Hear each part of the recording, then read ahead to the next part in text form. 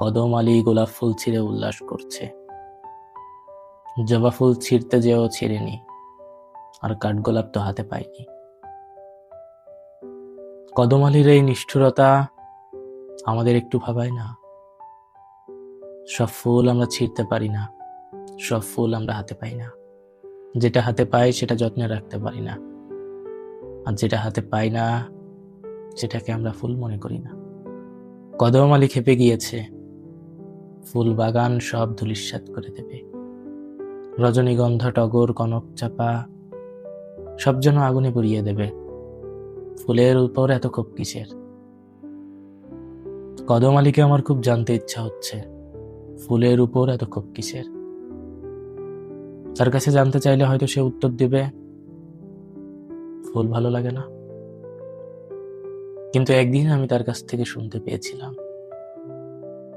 এই ফুল নাকি তার জীবন ধ্বংস করে দিয়েছে।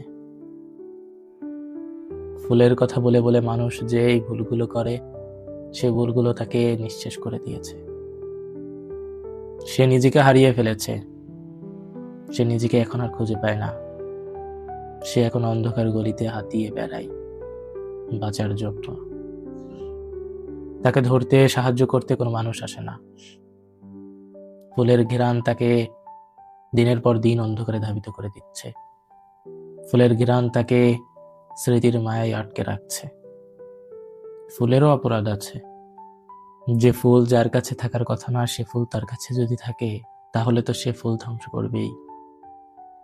ফুলেরও অপরাধ আছে। যেখানে সেখানে তার ঘ্রাণ বিলিয়ে বেড়ায়, যেখানে সেখানে সে ফুটে ওঠে, যেখানে সেখানে সে সৌন্দর্যের মহিমা ছড়ায়।